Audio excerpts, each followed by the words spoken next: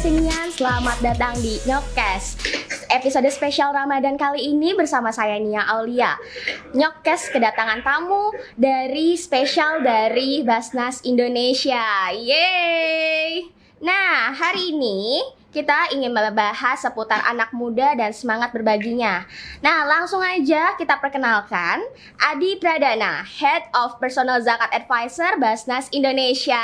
Halo Mas Adi. Halo Mbak Nilam. Apa kabar Mas? Baik, alhamdulillahirobbilalamin. Masih cuaca mendung kayaknya Mbak. Oh gitu. Di sini di Bekasi lagi cerah. Oh iya, Iya, oke. lagi Di cerah. sini Tadi mendung. pagi hujan. Benar. Sama ya di Basnas juga. Gimana Mbak? Sama di Basnas juga tadi hujan pagi. Oke, iya betul. Karena memang mungkin pemirsa atau apa ya, Bekasinians. Bekasinians. Iya. Ya, Bekasinians. Jadi boleh tahu mungkin rumah saya tuh di Jati Asih sebenarnya. Oh, Jadi kalau misal kita masih masuk ke Bekasi kan ya. oh iya betul. Jati Asih masih masuk Bekasi. Oke, Mas Adi, kegiatan atau kesibukan akhir-akhir ini lagi apa nih Mas? Baik, terima kasih Mbak Nila. Jadi Basnas saat ini minggu-minggu ini ya. Jadi kita memang dari segi bulan ini bulan yang spesial.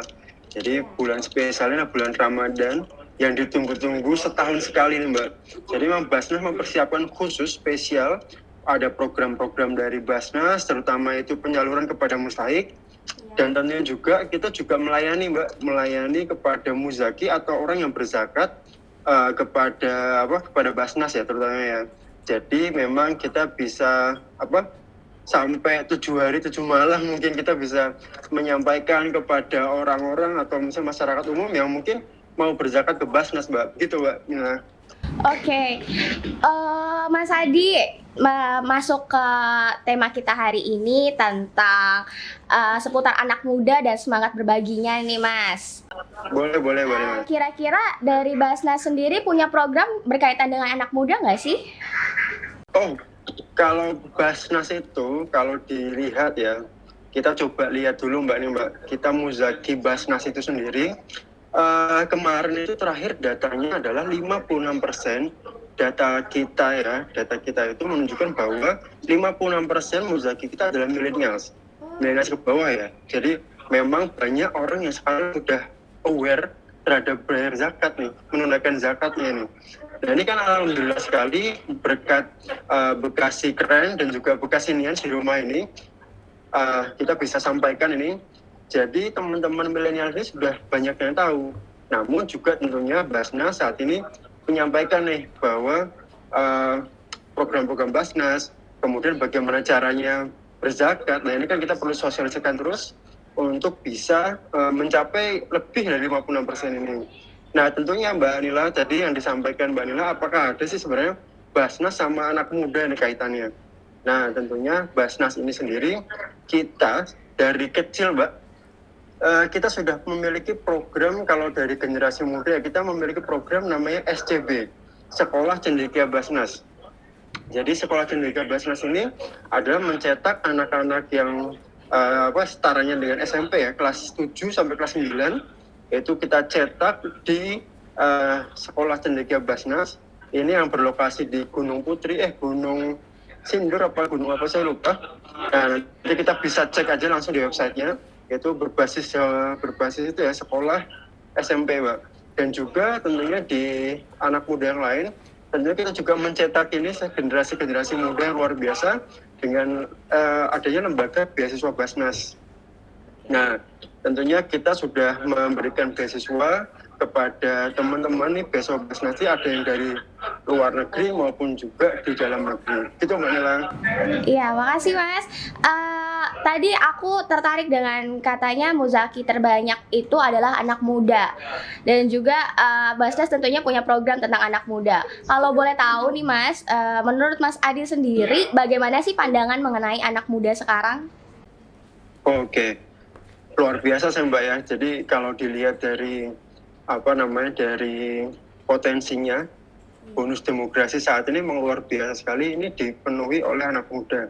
terutama anak muda yang kreatif, kemudian anak muda yang energik, dan juga sekarang ini saat ini lebih senang bersosialisasi mungkin melalui media sosial ini. Jadi menurut saya adalah bagaimana kita meningkatkan meningkatkan ini ya pengetahuan zakat dari Basnas ya, meningkatkan pengetahuan zakat kepada anak-anak muda ini melalui platform-platform yang disukai, begitu Mbak Nia. Oke, kalau menurut Mas sendiri nih, karakter apa aja sih yang harus dimilikin sama anak muda sekarang? Oke, kalau menurut Mbak Nila saya anak muda gak ya? Mudah-mudahan masih dong, muda pasti ya. Semangat muda ya Mas ya. Siap. Jadi kalau dari karakter yang sekarang Mbak ya, ini mungkin kalau saya pribadi sih jangan pernah namanya putus asa dan patah semangat sebenarnya. Pertama itu karena memang dari segi mimpi-mimpi ya, anak muda ini lebih banyak bisa mewujudkan mimpi-mimpinya daripada yang sudah tua ya, tentunya ya pasti lebih cepat, lebih bisa lah untuk mewujudkan mimpi. Kemudian yang kedua adalah menurut saya sih jangan pernah merasa kritikan itu adalah sebenarnya musuh bagi kita. Kadang ada yang kritikan itu malah justru membangun diri kita untuk yang lebih baik. Nah yang ketiga, yang terakhir adalah sebenarnya kita memiliki potensi atau mungkin pondasi yang harus kita miliki, yaitu attitude-nya harus bagus, kemudian bagaimana kita menyikapi kepada orang tua, kemudian dan juga kita saat ini bisa dibilang adalah bagaimana kita memiliki keterikatan dengan sosial. Nah ini yang kita harus lakukan nih Mbak Nila. Oke, untuk tadi kita udah bahas tentang karakternya. Kalau misalkan perannya sendiri nih Mas, menurut Mas Adi gimana? Oke, jadi kalau dibilang peran itu banyak sekali ya Mbak ya. Apalagi sudah dimulai dengan gerakan-gerakan kecil sebenarnya. Peran-peran anak muda sekarang luar biasa, banyak yang mungkin ada beberapa segmen yang kita bisa sampaikan ya. Perannya itu satu, bisa melakukan dengan sosialisasi, yaitu bisa menambah literasinya seperti podcast yang saat ini yang kita lakukan ya. Kemudian kedua adalah gerakan kecil, mungkin menjadi relawan itu nggak harus di bencana, nggak harus langsung terjun ke lapangan, enggak, tapi relawan bagaimana kita membantu, mungkin bisa menyisihkan uangnya ya kan untuk orang-orang yang membutuhkan. Nah ini peran-peran kecil ini mudah-mudahan bisa terus tumbuh kepada anak muda di zaman saat ini Mbak, gitu. Oke, menarik ya Mas. Kalau ngomongin soal seputar anak muda tuh kayak nggak pernah ada habisnya karena ngomongin anak muda. Kita masuk ke segmen selanjutnya mengenai Basnas nih Mas. Tadi kita udah menyinggung Basnas di awal-awal sedikit. Nah, mungkin ada juga nih pendengar dari Bekasinian semua yang masih kurang informasi mengenai Basnas. Oke. Mungkin Mas Adi bisa ceritakan sedikit tentang Basnas Indonesia.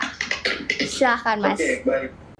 Jadi terima kasih Mbak Nila dan juga Bekasinians. Jadi saya mungkin sampaikan kepada Bekasinians yang mungkin saat ini mendengarkan, tentunya Basnas ini adalah kita tentunya tahu ya. Jadi Basnas itu kalau logonya sendiri mungkin kita bisa saksikan ada di Bekasi, mungkin di spanduk-spanduknya mungkin ada gerakan cinta zakat. Nah itu bisa dilihat logo kita adalah logo Garuda. Nah tentunya teman-teman Bekasinians kita harus sampaikan bahwa Basnas itu adalah lembaga pemerintah yang merupakan lembaga pemerintah non struktural. Jadi kita dibentuk oleh Undang-Undang Nomor 8 Tahun 2001. Itu dibentuk oleh Presiden ya, dan juga kita di sini ada, kalau misalnya Mbak Nila dan juga Bekasinians ini tentunya kita ini dibekali oleh Undang-Undang Nomor 23 Tahun 2011. Nah ini kalau misalnya masalah undang-undang pasti akan sangat panjang nih Mbak. Jadi kita coba kulik yang lebih agak ringan sedikit. Jadi Basnas itu sebenarnya fungsinya adalah operator dan juga koordinasi pada basis-basis daerah seluruh Indonesia tentunya, dan juga lembaga amil zakat yang seluruh Indonesia itu. Banyak sekali Mbak tentunya lembaga amil zakat dan juga Basnas daerah. Salah satunya juga ada Basnas Bekasi Kota, ada juga Basnas Bekasi Kabupaten. Nah ini juga mungkin bisa teman-teman jika ada yang dekat-dekat rumahnya di dekat Basnas Bekasi atau kota ataupun kabupaten bisa mampir ke tempat-tempat tersebut.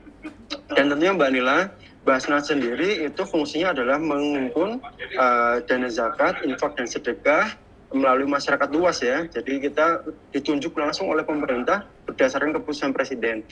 Nah, tentunya Mbak Nila dan Bekasinians, kita juga tidak hanya menghimpun nih Mbak. Jadi kita memiliki program-program Basnas, tentunya program-program yang sudah dirancang ya, bagaimana kita memberikan mungkin memberikan manfaat bagi pengurangan kemiskinan di Indonesia. Nah, ada 3 program sebenarnya kalau misalnya di Basnas tersebut, yaitu ada program ekonomi, kemudian ada program dakwah, dan juga ada program sosial. Nah, ini mungkin kita butuh waktu spesial nih Mbak Nila untuk membahas salah satu program aja.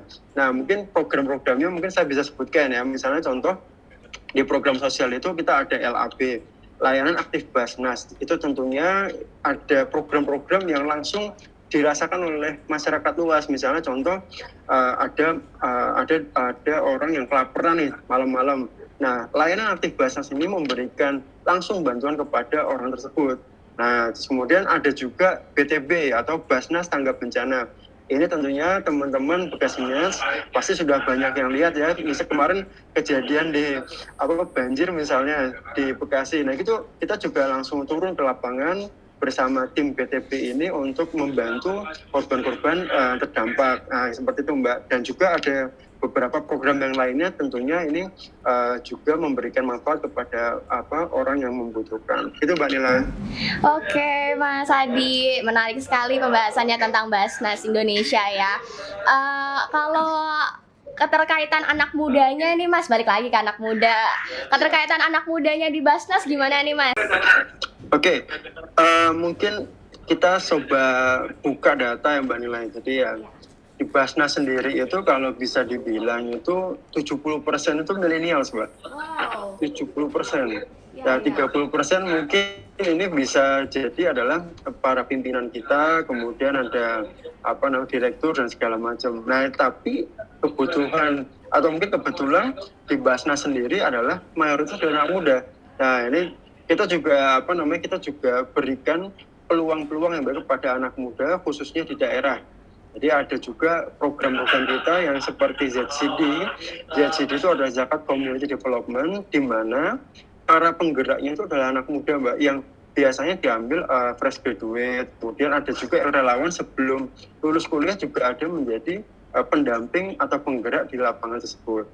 Nah, itu tentunya banyak sekali ada aktivitas-aktivitas anak muda. Jadi kalau misalnya dibilang Basnas itu biasanya kan dulu kan image-nya adalah bagaimana mengumpul aja, kemudian ada mungkin sepuh-sepuh atau mungkin ada senior-senior yang menyampaikan. Nah, ini kan kita coba pendekatan kita, sosialisasi zakat kita adalah dengan anak muda. Tentunya dengan acara yang seperti ini, Bekasi Keren ini. Terima kasih sekali, saya Tio Dinindang. Oke, menarik Mas. Nih juga nih sekarang kan lagi menjelang akhir bulan puasa. Seperti pada umumnya umat muslim pada umumnya, kita kan berkewajiban untuk membayar zakat nih ya Mas. Nah, mungkin Mas Adi bisa kasih tahu nih ke teman-teman Bekasinian semua gimana sih caranya bayar zakat melalui Basnas Indonesia? Baik, terima kasih. Teman-teman Bekasinian gak usah khawatir, gak usah, mungkin ada juga yang bilang, wah ribet nih bayar zakat gitu kan.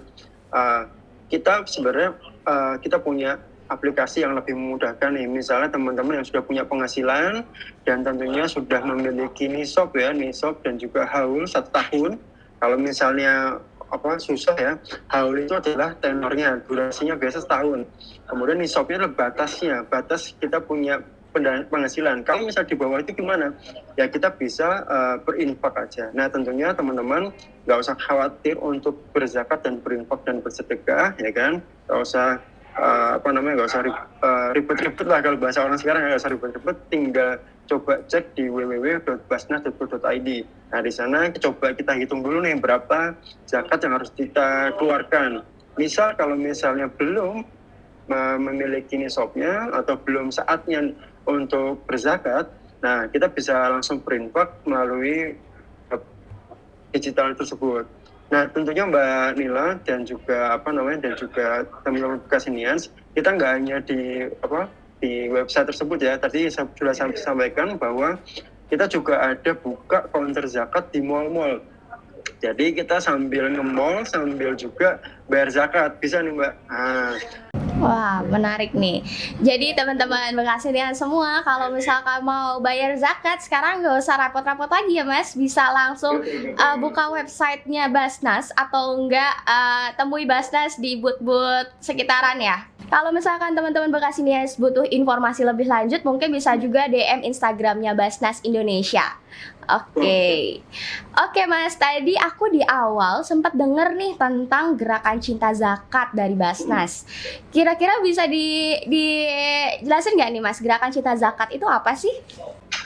Ya sebenarnya Mbak, kalau misalnya gerakan cinta zakat ini sebenarnya adalah berangkat dari gerakan cinta dunia yang sekarang mungkin mungkin sekarang kalau misalnya dibilang kita lebih sayang dunia daripada akhiratnya. Nah ini kan kita coba sampaikan nih gerakan ini, ya kan. Tentunya gerakan cinta zakat ini adalah gerakan yang benar-benar di bulan Ramadan ini akan dilipat gandakan.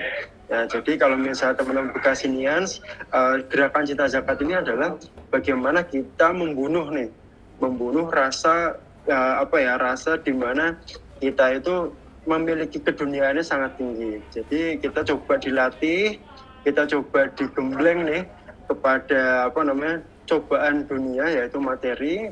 Bagaimana kita bisa menyisihkan sebagian uang atau harta kita untuk berzakat.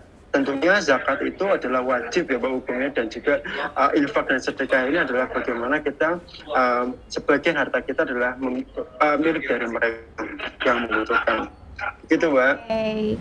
Oke Mas, kita sekarang udah di penghujung segmen. Kira-kira di penghujung segmen ini Mas Adi ada nggak nih tips-tips buat anak muda untuk menyisihkan sebagai rezekinya untuk berzakat, bersedekah? Siap. Kalau misalnya menyisihkan itu sebenarnya berat, Mbak. Ya, menyisihkan itu berat. Jadi sebenarnya kalau zakat itu adalah yang pertama kita keluarkan sebelum yang lain-lain dikeluarkan. Misalnya mau beli baju, mau beli sepatu, mau beli celana dan segala macam, kita utamakan zakat sebagai awalnya Mbak. Jadi awalnya kita harus bukan menyisihkan tapi harus memotong dulu zakat, karena memang itu adalah wajib. Yang pertama. Jadi teman-teman, saya sampaikan bahwa ini adalah kewajiban. Teman-teman kalau misalnya seperti sholat itu harus wajib dikeluarkan dulu sebelum yang sunnah. Nah ini mudah-mudahan teman-teman tidak kebalik-balik ya kan. Kalau misalnya untuk infak dan sedekah, mari silahkan untuk disisihkan, apalagi ini bulannya ini luar biasa Ramadan.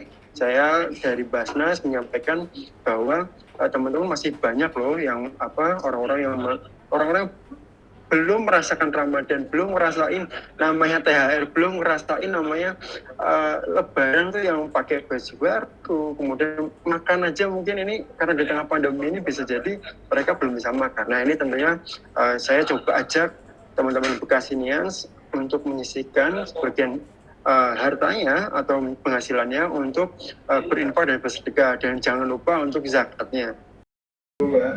Tuh Bekasinians, jangan lupa zakatnya ya.